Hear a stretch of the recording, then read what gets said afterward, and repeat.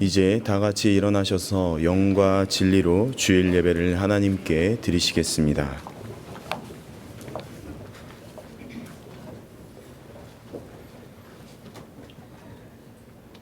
나의 왕 나의 하나님 만군의 여호와여, 주의 제단에서 참새도 제 집을 얻고 제비도 새끼들 보금자리를 얻었나이다. 주의 집에 사는 자들은 복이 있나니 그들이 항상 주를 찬송하리이다. 아멘.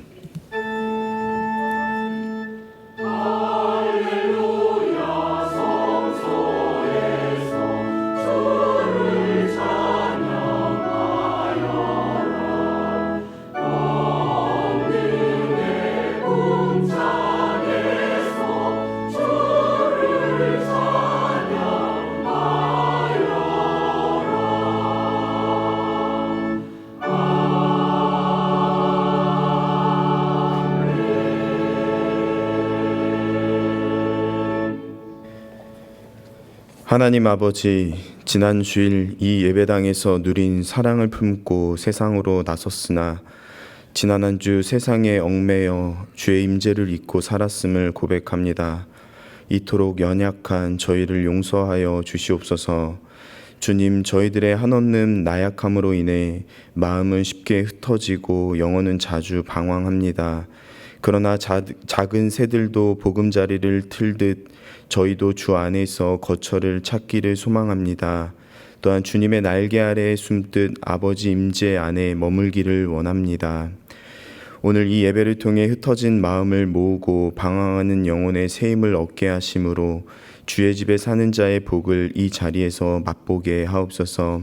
이 시간 세상의 분주함을 모두 내려놓고 오직 주님께 시선을 고정하게 하시고 오직 잡힌 바 된 그것을 향해 달려가는 믿음 새기게 하옵소서. 예수님의 이름으로 기도드리며 이제 우리 모두 주님께서 가르쳐 주신 기도를 감히 주님의 이름으로 담대히 드리오니, 하늘에 계신 우리 아버지여, 이름이 거룩히 여김을 받으시오며 나라의 임하옵시며 뜻이 하늘에서 이룬 것 같이 땅에서도 이루어지이다. 오늘날 우리에게 일용할 양식을 주옵시고 우리가 우리에게 죄 지은 자를 사하여 준 것 같이 우리 죄를 사하여 주옵시고 우리를 시험에 들게 하지 마옵시고 다만 악에서 구하옵소서.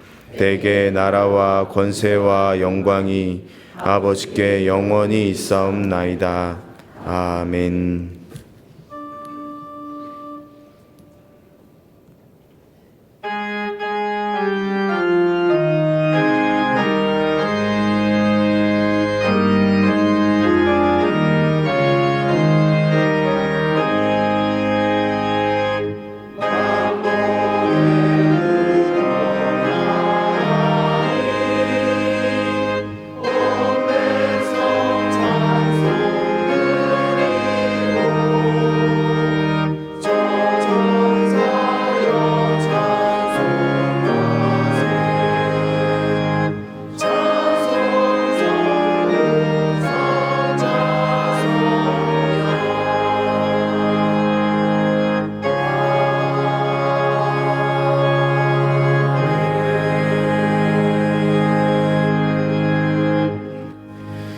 교독문 64번을 함께 교독하시겠습니다. 교독문 64번입니다.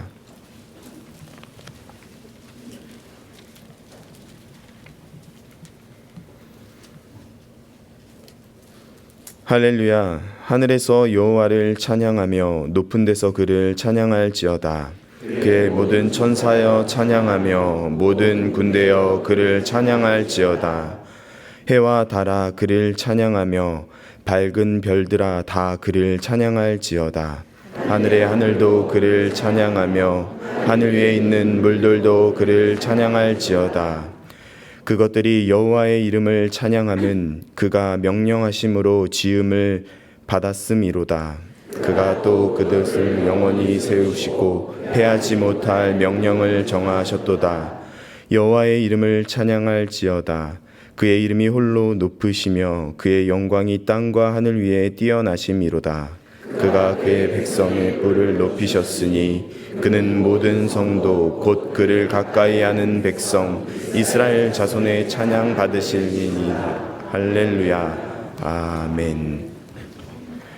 전능하사 천지를 만드신 하나님 아버지를 내가 믿사오며 그 외아들 우리 주 예수 그리스도를 믿사오니 이는 성령으로 잉태하사 동정녀 마리아에게 나시고 본디오 빌라도에게 고난을 받으사 십자가에 못 박혀 죽으시고 장사한 지 사흘 만에 죽은 자 가운데서 다시 살아나시며 하늘에 오르사 전능하신 하나님 우편에 앉아 계시다가 저리로서 산 자와 죽은 자를 심판하러 오시리라. 성령을 믿사오며 거룩한 공회와 성도가 서로 교통하는 것과 죄를 사하여 주시는 것과 몸이 다시 사는 것과 영원히 사는 것을 믿사옵나이다. 아멘.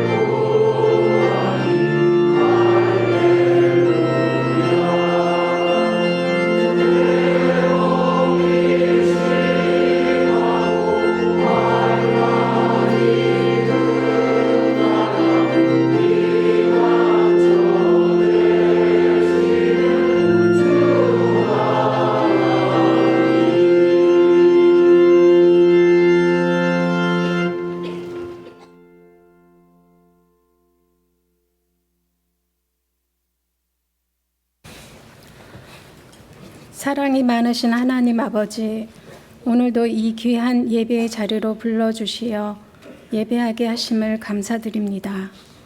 만물의 주관자 되시는 창조주 하나님, 영과 진리로 예배하게 하시고 은혜와 사랑이 가득한 시간 될 수 있도록 도와주시옵소서. 한 주간도 삶의 자리에서 겸손과 온유와 오래 참음으로 살아가려 애썼지만 그렇지 못한 연약한 저희를 발견합니다. 회개하오니 용서하여 주시옵소서. 부르짖음이 아니더라도 진심을 다해 기도하는 작은 간구에도 응답하시는 하나님, 저희는 날마다 넘어지지만 그럼에도 절망하지 않고 다시 하나님의 부끄럽지 않은 자녀로 살아가기를 기도합니다. 이 세상에는 끝나지 않는 전쟁과 기아, 재난 등으로 고통받는 사람들이 많습니다. 이들을 긍휼히 여겨주시고 저희로 하여금 기도하게 하시옵소서.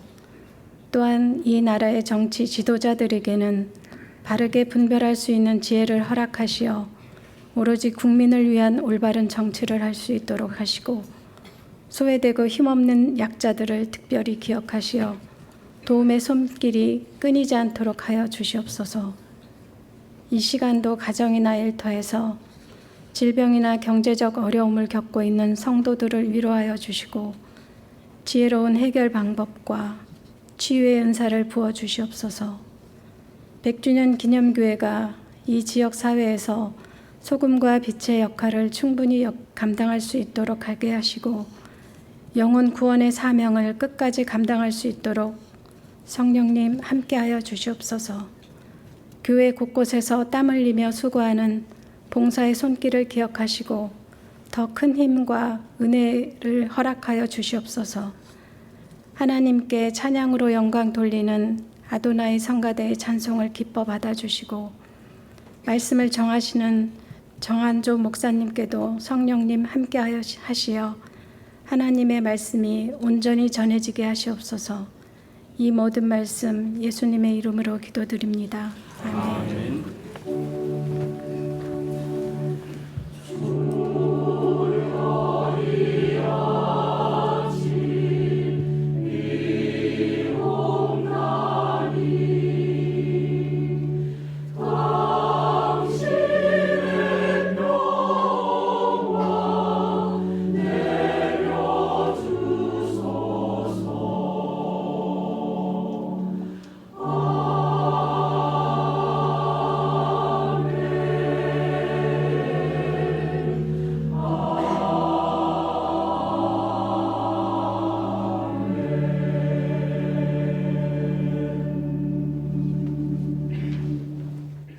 교회 소식을 알려드리겠습니다. 2학기 구역 성경 공부가 이번 주 목요일부터 개강하며 이를 위해 구역장 성경 공부도 이번 주 수요 성경 공부 시간부터 홍보관 예배실에서 시작되며 이번 학기 성경 공부는 정효샘 목사님이 인도하십니다. 모든 구역장님들께서는 참석해 주시기 바랍니다. 첫째 주일인 오늘은 우리 교우님들을 위해 홍보관 2층 양화진 선교사 전시실인 양화진 홀을 개방합니다. 상임위원회가 이번 주 목요일 오후 7시 30분에 선교기념관 한경직홀에서 있습니다. 양화진 문화원이 주최하는 양화진 문화광자가 목요 강좌가 양화진 문화 공감이라는 새 이름으로 진행됩니다. 첫 프로그램은 다음 주 목요일 오후 7시 30분 선교기념관 2층에서 열리며 이창용 국가유산청 문화재위원께서 당신이 미술관에 가지 않는 이유, 좋은 작품이란 무엇인가? 라는 제목으로 강의하십니다. 이번 강좌는 현장과 온라인으로 진행되며 녹화 영상이 제공되지 않습니다. 교회 창립 20주년을 기념하는 제28회 양화진 음악회가 9월 26일 금요일 오후 8시 선교기념관 야외 무대에서 열립니다. 이번 음악회에는 바이올린 이미경, 싱어 릴리 토마스, 오보에 함경, 기타 로버트 프리들 등의 연주자들이 출연하며 사회는 MBC 아나운서 차미연 집사님이 섬겨주십니다. 이번 주부터 각종 프로그램이 시작됩니다. 안내에 비치된 신청서를 제출해 주시거나 홈페이지 신청 및 안내에서 신청해 주시기 바랍니다. 양화진 봉사자를 모집합니다. 양화진 외국인 선교사 묘원의 묘지기로서 사명을 감당하기 원하시는 교우님들께서는 신청해 주시기 바랍니다. 우리 교회에서 사무장으로 일할 남자 직원 한 분을 모집합니다. 자세한 내용은 홈페이지 안내 및 공지에 교회에서란을 참고해 주시기 바랍니다. 나머지 교회 소식은 주보를 참고해 주시기 바랍니다. 이제 지난주에 등록하신 분을 환영하겠습니다. 지난주에 등록하신 분은 현재 다른 공간에서 예배를 드리고 계십니다. 다 같이 환영의 노래를 부르겠습니다.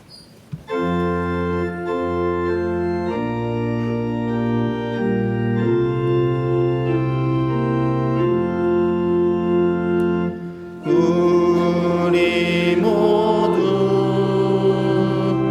주 안에서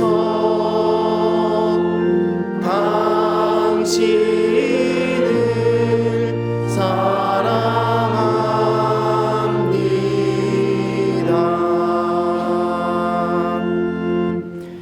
하나님 아버지, 저희들이 살아가는 세상은 정의와 공의의 임세가 맞지 않아 억울함과 불의가 판을 치고 삐걱삐걱 요란한 소리로 가득함을 고백합니다. 주님, 저희가 이 절망적인 세상을 보며 주저앉은 누군가를 위해 주님께 부르짖을 줄 아는 믿음을 소유하게 하옵소서.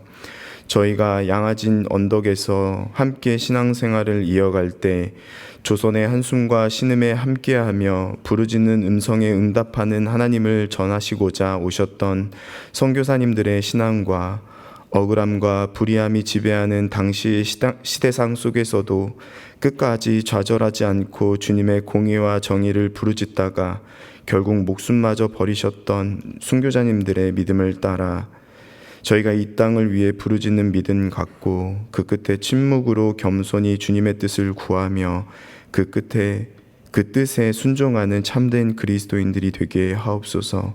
예수님의 이름으로 기도드립니다. 아멘. 박수로 환영하겠습니다.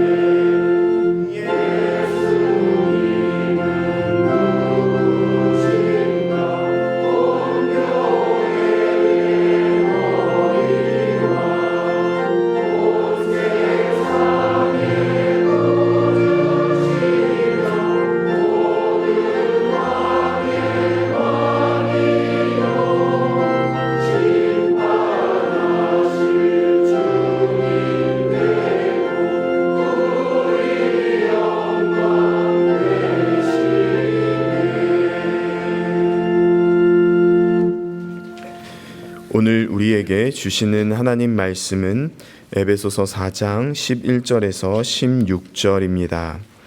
신약성경 314쪽입니다. 에베소서 4장 11절에서 16절입니다. 제가 봉독하겠습니다.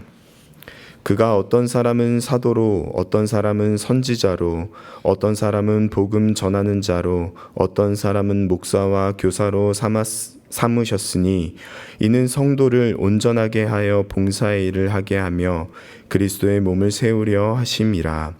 우리가 다 하나님의 아들을 믿는 것과 아는 일에 하나가 되어 온전한 사람을 이루어 그리스도의 장성한 분량이 충만한 데까지 이르리니 이는 우리가 이제부터 어린 아이가 되지 아니하여 사람의 속임수와 간사한 유혹에 빠져 온갖 교훈의 풍조에 밀려 요동하지 않게 하려 함이라. 오직 사랑 안에서 참된 것을 하여 범사에 그에게까지 자랄지라. 그는 머리니 곧 그리스도라. 그에게서 온 몸이 각 마디를 통하여 도움을 받음으로 연결되고 결합되어 각 지체의 분량대로 역사하여 그 몸을 자라게 하며 사랑 안에서 스스로 세우느니라. 아멘.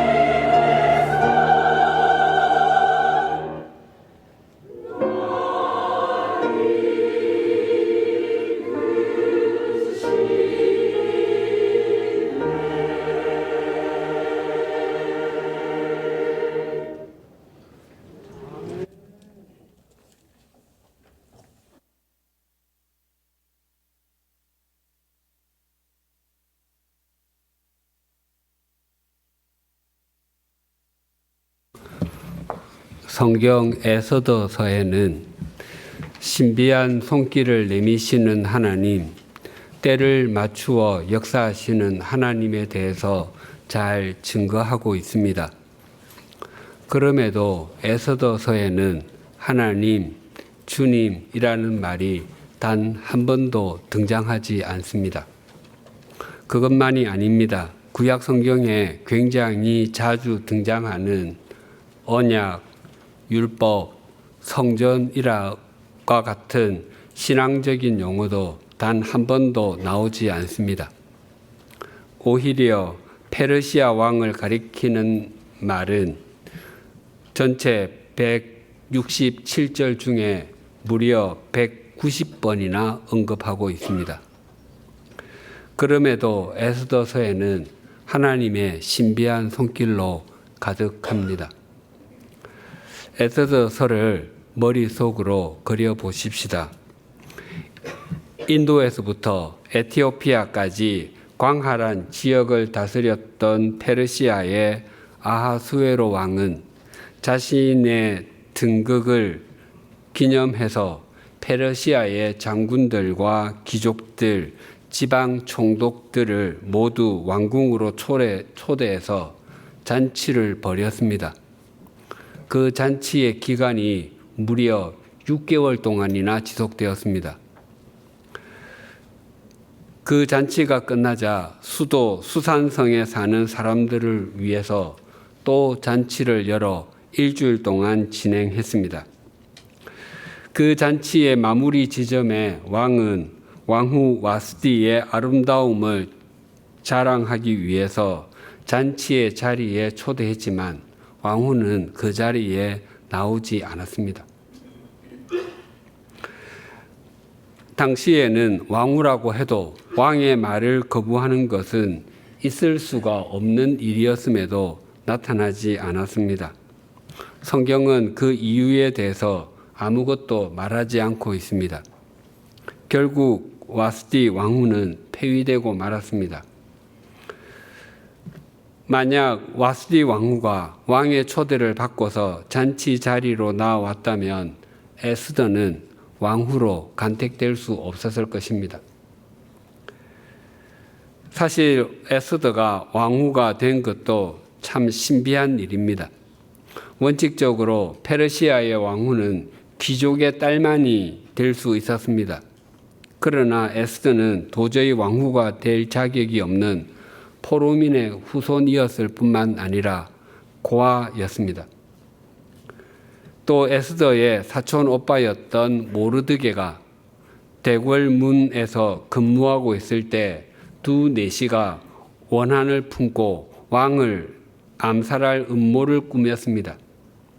그 모든 사실을 알게 된 모르드게는 에스더 왕후에게 알렸고 에스더는 왕에게 알려서 마침내 두 내시는 교수형을 당했습니다. 그런데 그 사건에 대한 전모가 궁중일기에는 기록이 되었지만 모르드게는 아무런 보상을 받지 못했습니다. 그러나 그것이 유대인들을 살리는 계기가 되었습니다. 하만이 유대인들을 몰살시키려는 계획을 진행하고 있을 때 왕이 잠이 오지 않아서 궁중일기를 읽었습니다.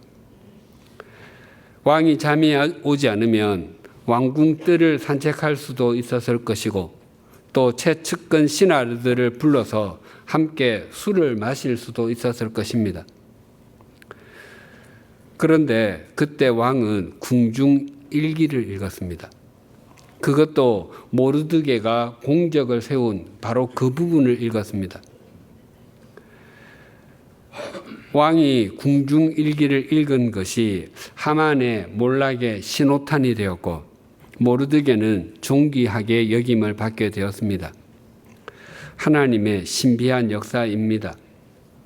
당시 페르시아의 실권자였던 하만이 유대인들을 진멸할 계획을 세우고 법령까지 만들어 왕의 도장을 찍게 했습니다. 그 모든 사실을 알게 된 모르드게는 굵은 베옷을 입고 재를 뒤집어 쓰고서 통곡했습니다. 각 지역에 있는 유대인들도 동일했습니다.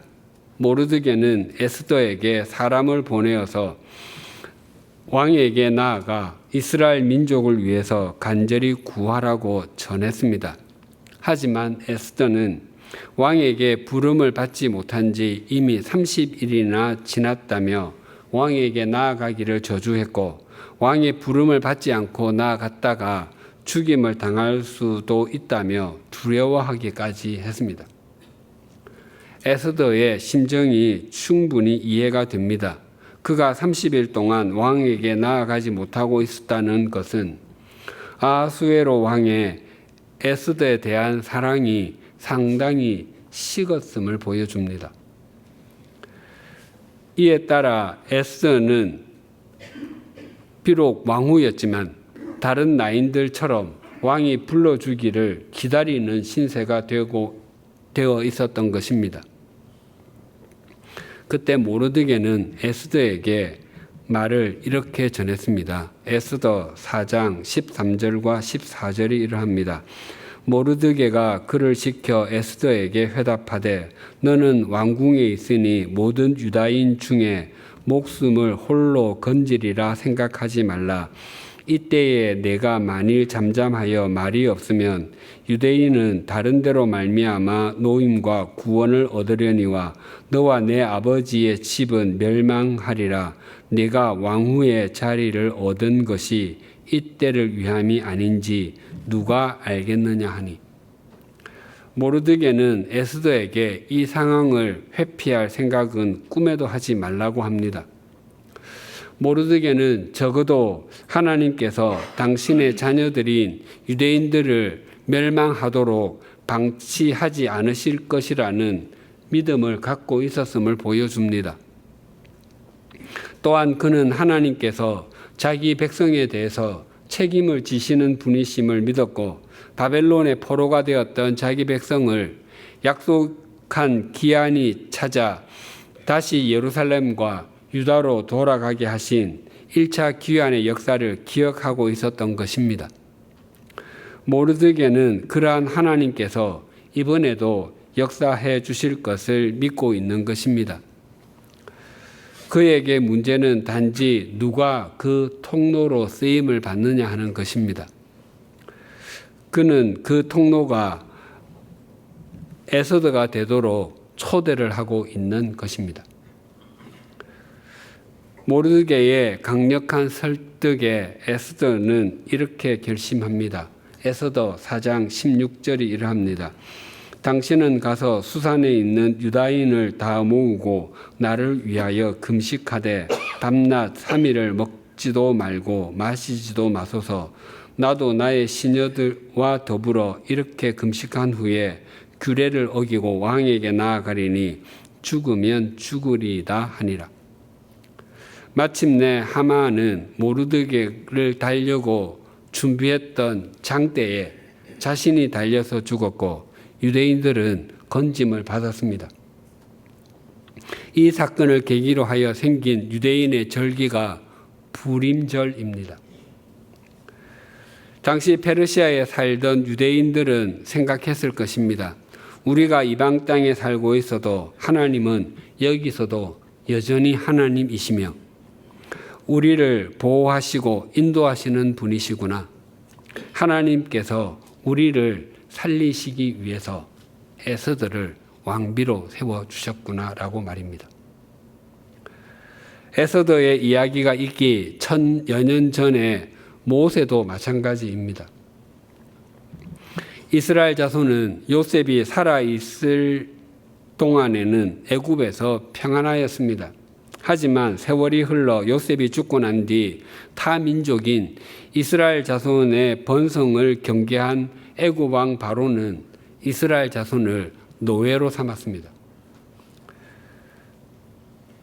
그러나 바로 왕의 예상과는 달리 이스라엘 자손은 노예 생활의 고역 속에서도 그 수가 줄어들기는커녕 급격하게 늘어나기만 했습니다. 그러다가 그 숫자가 애굽 국민보다 더 많아지게 될까 걱정할 정도였습니다. 급기야 바로 왕은 내리지 말았어야 했을 잔인한 명령을 내렸습니다. 이스라엘 자손이 출산했을 때 여아이면 살려주고 남아이면 무조건 나일강에 던져 죽이라는 명령이었습니다. 가만히 생각해 보십시다. 노예살이만 해도 그 삶이 고통의 연속이었을 것입니다. 그 위에 더하여 갓 태어난 아들마저 강물에 던져 죽여야 한다면 그때 이스라엘 자손이 겪어야만 했던 절망을 어찌 상상인들 할 수 있겠습니까? 아들이 태어난 집에서는 깊은 한숨과 탄식, 절망을 넘어 심한 짓눌림과 삶의 의미를 상실할 정도였을 것입니다. 하나님께서 당신의 백성인 이스라엘 자손을 노예살이를 통해서 연단하신다고 하지만 아들을 죽여야만 하는 지경에 이르기까지 내버려 두신다는 것은 아무리 생각해도 심하다고 여겨지지 않습니까? 그런 상황에서 무슨 일이 있었는지를 사도행전 7장 20절 상반절은 이렇게 말씀합니다. 그때에 모세가 났는데 하나님 보시기에 아름다운지라. 바로 그때에 모세가 태어났다고 합니다. 그때가 대체 언제입니까? 남아가 태어나면 무조건 죽이라는 바로왕의 명령으로 인해 이스라엘 자손의 좌절과 고통이 하늘을 찌를 때였습니다. 그런 절망적인 시기에 하나님께서는 모세가 태어나게 하셨습니다. 그 모세는 누구입니까? 이스라엘 자손을 애굽의 노예살이에서 해방시키기 위해 또한 그들을 하나님의 백성답게 세우기 위해 하나님께서 예비하신 하나님의 통로였습니다. 이 사실을 깨닫는다면 그때에 모세가 났는데 라는 말의 의미는 하나님께서는 당신의 백성을 결코 모르지 아니하시고 당신의 백성을 외면하지도 않으시며 당신의 백성을 위해 때를 맞추시고 당신의 통로가 될 사람을 준비하고 계신다는 것입니다. 오늘 본문에도 주님의 몸된 교회를 위해서 주님께서 세우신 사람들에 대해서 증거합니다. 오늘 본문 11절이 이렇게 증거합니다. 그가 어떤 사람은 사도로, 어떤 사람은 선지자로, 어떤 사람은 복음 전하는 자로, 어떤 사람은 목사와 교사로 삼으셨으니 신약 성경에서 사도는 예수님의 12제자와 예수님을 은 30에 팔고 스스로 제 길로 가버린 가룟 유다를 대신해서 제비 뽑은 마띠아, 그리고 바울, 바나바, 예수님의 동생 야고보 정도입니다. 그리고 선지자 또는 예언자의 문자적인 의미는 미리 말하는 사람이지만 그가 미리 말하는 사람이 될 수 있었던 것은 하나님께서 그에게 말할 내용을 맡겨주셨기 때문입니다. 그래서 선지자 또는 예언자는 미리 말하는 사람이라기보다 말씀을 맡은 사람으로 해석하는 것이 더 적절해 보입니다. 구약 시대의 선지자는 주로 이스라엘 백성에게 하나님의 말씀을 전했다면 신약 시대의 선지자들은 주로 교회 속에서 하나님의 말씀을 전한 것으로 보입니다. 신약 성경에 나타난 선지자는 바울의 전도 동역자인 유다와 실라가 대표적입니다. 복음 전하는 자는 복음이 전해지지 않은 곳에 가서 예수 그리스도의 복음을 전하는 사람인데 오늘날의 선교사와 비슷합니다. 목사와 교사는 같은 역할, 즉 목사, 즉 교사로 보입니다. 앞에 세 역할, 사도와 선지자, 복음 전하는 자는 하나님의 말씀인 성경이 완전히 정해지지 않았을 때 있었던 것이라 지금은 완전히 사라진 직분 또는 역할이지만 목사와 교사의 역할은 지금도 존재합니다. 우리말에도 복수를 나타내는 전미사가 또렷하게 존재하지만 실제 언어 생활에서는 잘 표현하지 않습니다. 생각이 많다, 책이 3권 있다라고 표현하지 생각들이 많다, 책들이 3권 있다라고 말하지는 않습니다. 그러나 서양 언어는 단수와 복수를 굉장히 또렷하게 표현합니다. 11절에서 사도, 선지자, 복음 전하는 자, 목사와 교사가 모두 복수형으로 기록이 되어 있습니다. 이러한 역할은 특정한 한 사람에게만 주어진 것이 아니라 여러 사람에게 주어졌다는 것입니다. 이 11절에서 가장 강조되는 단어는 그가, 즉 주님께서라고 했습니다. 주님께서는 교회의 여러 사람에게 다양한 종류의 은사와 역할을 주십니다. 그래서 교회 공동체에서 봉사의 일을 하면서 이 일은 나만이 해야 하고 나만이 할 수 있다라고 생각하는 것은 굉장히 교만한 태도입니다. 주님께서는 어떤 일에는 그 일을 가장 잘 할 수 있는 사람을 사용하셔서 역사하시지만 때로는 세상에 미련한 것들을 택하사 지혜 있는 자들을 부끄럽게 하려 하시고 세상에 약한 것들을 택하사 강한 것들을 부끄럽게 하시기도 하십니다. 우리가 가져야 하는 가장 바른 태도는 주어진 역할에 겸손하게 순종하고 함께 지어져 가는 것입니다. 주님께서는 11절에 나오는 여러 역할, 즉 은사, 선물, 직분을 주신 이유를 12절이 이렇게 증가합니다. 이는 성도를 온전하게 하여 봉사의 일을 하게 하며 그리스도의 몸을 세우려 하심이라. 교회의 다양한 역할과 직책이 있는 것은 성도로 하여금 봉사의 일을 할 수 있을 정도로 온전하게 하기 위함이라고 합니다. 특히 온전하게 하다는 목표와 목적에 부합되다의 의미인데 당시 위골된 뼈를 맞출 때 사용하던 용어입니다.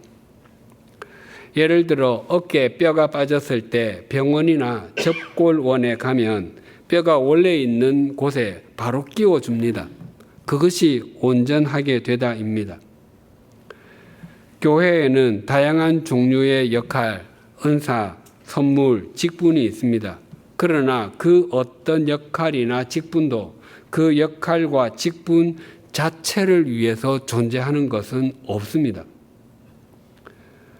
모두 그 역할과 직분을 통해서 성도를 온전하게 하고 세워주기 위해서 존재합니다. 또한 교회에 다양한 역할과 직책이 있는 것은 그리스도의 몸인 교회를 세우기 위함이라고 합니다.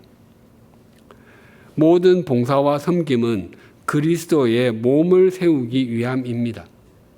봉사와 섬김은 우리 자신의 몸을 세우는 자아 실현의 통로가 아닙니다. 봉사와 섬김은 무엇인가를 쥐고 누리기 위한 목적 성취의 수단은 더더욱 아닙니다. 우리가 어떤 봉사나 섬김의 과정에 있든지 그것을 통해서 그리스도의 몸이 세워지고 있으면 바른 것이고 자기 몸을 세우려고 한다면 그런 것입니다. 그래서 좋은 교회는 특정한 사람이나 특정한 그룹이 알려지는 교회가 아니라 주님의 이름이 높아지고 존귀히 여김을 받는 교회입니다. 바울은 로마 감옥에서 골로새 교회에 보낸 편지에서도 이렇게 고백했습니다. 골로새서 1장 28절과 29절이 이러합니다.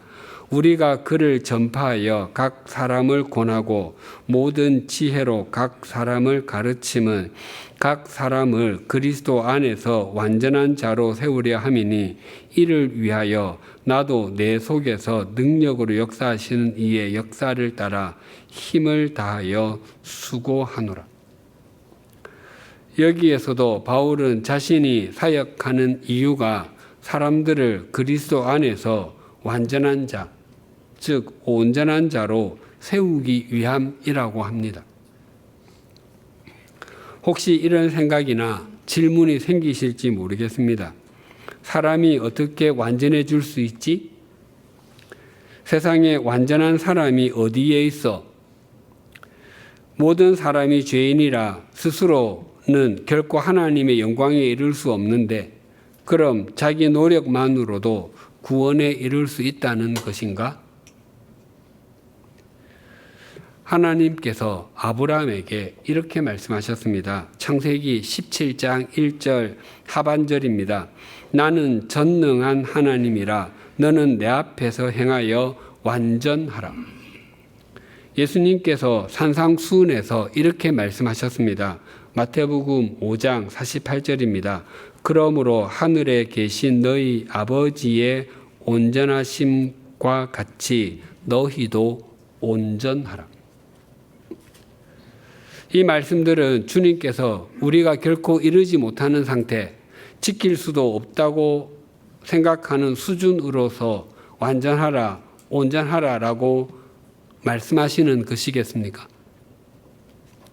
결코 그렇지 않습니다. 성경에서 말하는 온전의 기본적인 개념은 제물로 드릴 수 있는 짐승의 상태를 가리킵니다.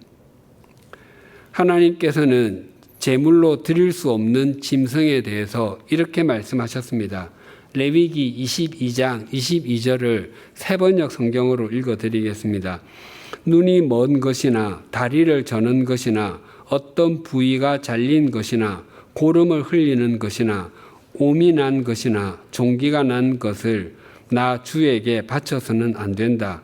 그런 것들을 제단 위에다 놓고 불살라 나 주에게 바치는 제물로 삼아서는 안 된다. 하나님께서 제물로 드리는 짐승은 언제나 온전한 상태에 있는 것이어야 한다고 하셨습니다. 양을 제물로 드려야 하는 제사에 양을 드릴 수 있는 형편이 되지 않으면 그 양을 대신해서 비둘기 2마리를 제물로 드릴 수 있습니다. 그러나 양을 제물로 드려야 하는 제사에 병이 들거나 어떤 부위가 잘린 양은 드릴 수 없었습니다. 주님께서 우리에게 완전하라 또는 온전하라라는 것이 외모, 능력, 성품 등에서 완벽하여 더 이상 더할 것이 없는 사람을 뜻하는 것이겠습니까? 세상에 그런 사람이 어디에 있겠습니까? 우리가 반려견을 키우고 있다고 가정하고 그 반려견에게 너는 온전하라, 너는 완전하라 라고 말했다면 그 의미는 무엇이겠습니까? 지금부터 너는 사람과 똑같이 생각하고 말하며 행동하라는 것이겠습니까? 그래서 주인이 내가 하는 말을 모두 알아듣고 나와 대화하며 내가 심심할 때는 나와 같이 TV도 보고 같이 웃자고 하는 의미겠습니까? 그리고 앞으로 산책하러 나갈 때 목줄은 스스로 착용하고 너는 맹견이니 입마개도 스스로 차라는 말씀이겠습니까? 세상에 그런 반려견은 있을 수도 없고 있지도 않습니다. 반려견의 온전함은 배변은 정해진 곳에서 하고 집 안에 있는 물건을 함부로 물어뜯지도 말고 혼자서도 잘 지내고 손님이 찾아왔을 때 무턱대고 짖지 말고 이런 것들입니다. 반려견에게 온전하라, 완전하라라고 말한다면 그것은 사람처럼 되라가 아니라 반려견으로서 그러하라는 것입니다. 사람도 마찬가지입니다. 예를 들어 가정의 일원인 남편, 아내, 자녀, 부모를 향해서 내 누구누구는 완전해요라고 말한다면 그 남편은 세상에서 가장 뛰어난 역량을 갖고 있고 돈을 가장 많이 벌어오는 사람입니까? 또 그 아내도 가장 뛰어난 미모를 갖고 있고 가정에서나 밖에서나 가장 훌륭하게 역할을 합니까? 자녀는 그 누구보다도 총명하여 전국에서 아니 전교에서라도 무엇을 하든 늘 1등만 하는 존재입니까? 또 그 부모는 세상에서 가장 인격적인 존재입니까? 완전한의 뜻은 더 이상 더할 것이 없는 상태라기보다 그 삶에서 더 이상 뺄 것이 없는 상태로 보는 것이 훨씬 더 적절하게 보입니다.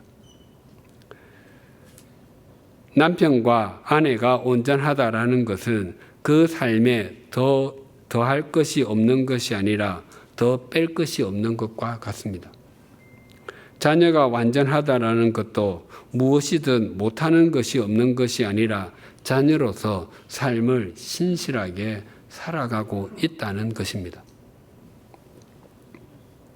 바울은 예수 그리스도를 전파하고 사람을 온전하게 하려고 수고를 다한다고 합니다. 그렇게 행하는 이유는 바울 속에서 능력으로 역사하시는 분이 계시기 때문입니다. 즉 자기 속에서 능력으로 역사하시는 분의 역사에 순종해서 한 것이기 때문에 바울의 사역은 그분 곧 주님의 사역이 되고 바울이 무엇을 하든지 드러나는 것은 그 속에서 역사하시는 분이 되시는 것입니다.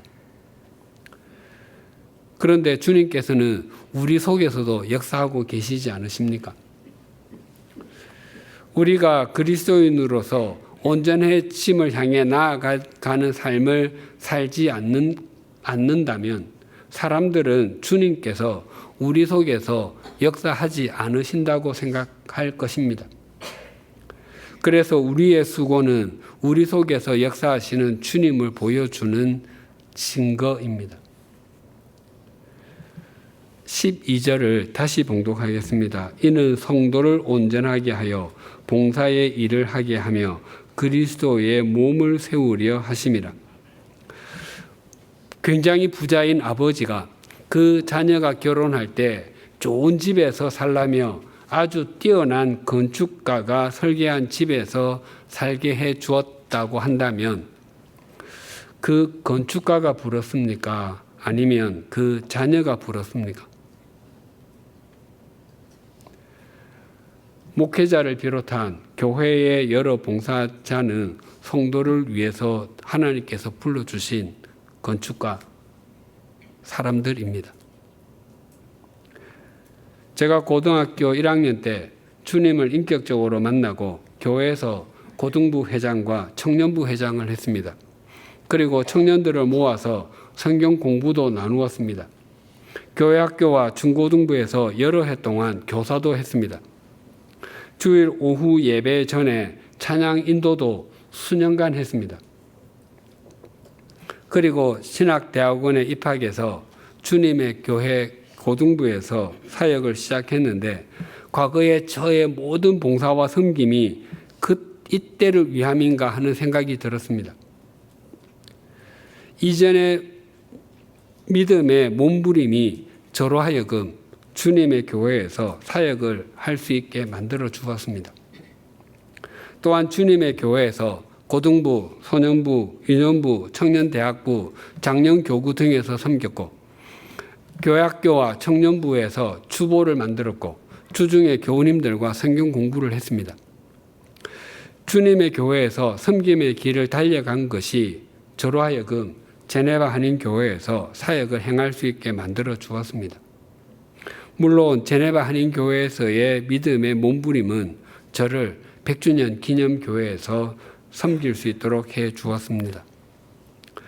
저의 지금까지의 믿음의 몸부림과 섬김의 목적은 바로 성도님들 하여금 온전하게 하여 봉사의 일을 하게 하고 주님의 몸을 세우게 하기 위함입니다. 주님께서 100주년 기념재단으로 하여금 이재철 목사님과 같은 분을 부르셔서 우리 교회를 시작하게 하시고 지금 교회의 담임 목사를 4명이나 세우신 것도 바로 성도님들로 하여금 온전하게 하여 봉사의 일을 하게 하고 주님의 몸을 세우게 하기 위함입니다. 하나님은 그만큼 우리를 사랑하시고 우리가 온전하여 봉사의 일을 하기를 원하십니다. 그렇다면 이젠 우리도 봉사와 섬김의 자리에 서서 누군가를 온전하게 해주는 통로가 되어야 하지 않겠습니까? 봉사와 섬김의 자리에 자신을 들여볼 수 있기를 권합니다. 하나님의 역사와 은총을 경험하는 최고의 수혜자가 바로 자신인 것을 이내 확인하게 되실 것입니다.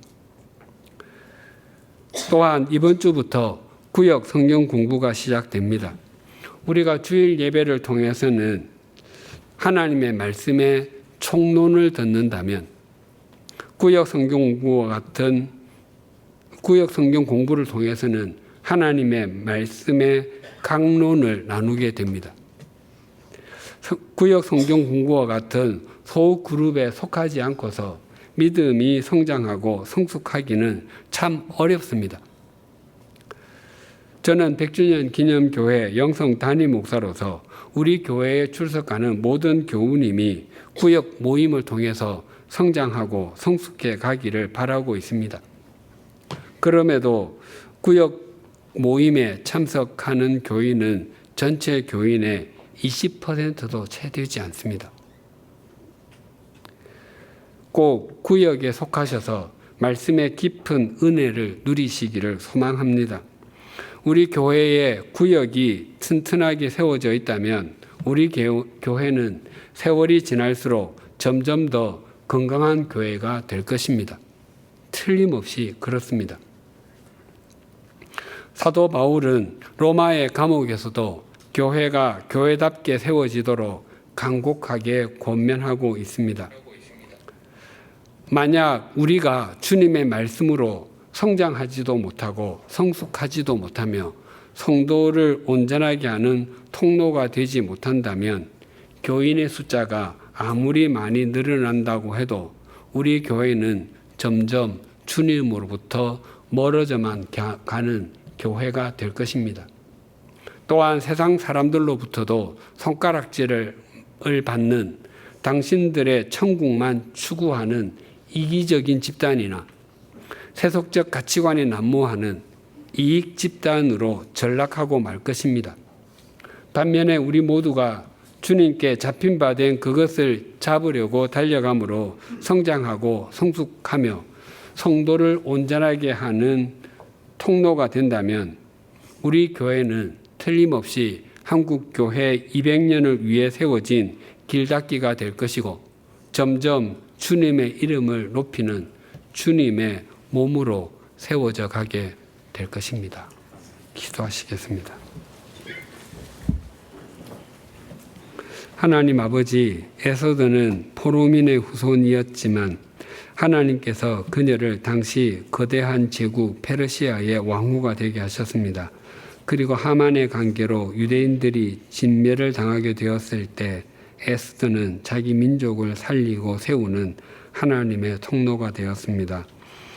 또 이스라엘 자손은 애굽에서 노예로 살아가는 것만 해도 고달프고 서글픈 현실이었는데 남아가 태어나면 나일강에 던져야 하는 참담한 상황이었습니다. 하지만 하나님께서는 모세가 태어나게 하시고 그를 통해서 이스라엘 자손을 출애굽하게 하시며 그들을 하나님의 백성답게 세워가게 하셨습니다. 우리도 하나님의 때에 하나님께서 역사하시는 일에 하나님의 통로가 되게 하여 주시옵소서. 주님께서 교회에 사도, 선지자, 복음 전하는 사람, 목사와 교사를 비롯하여 다양한 직책과 역할을 주신 것은 성도를 온전하게 하여 봉사의 일을 하게 할 뿐만 아니라 그리스도의 몸을 세우게 하심임을 확인했습니다. 우리 모두가 주님의 말씀으로 성장하고 성숙하게 하시며 성도를 온전하게 하는 통로로 쓰임을 받게 하여 주시옵소서. 또한 바울이 각 사람을 권하고 각 사람을 가르쳐서 각 사람을 온전한 자로 세우기 위해서 자기 속에서 능력으로 역사하시는 분의 역사를 따라서 힘을 다하여 수고한다고 고백했는데 그것이 우리의 고백이 되게 하여 주시옵소서. 바라옵나니 우리 모두가 주님께 잡힌 바 된 그것을 잡으려고 달려가므로 누군가의 삶이 점점 온전해지는 일에 통로가 되게 하여 주시옵소서. 예수님의 이름으로 기도드립니다. 아멘.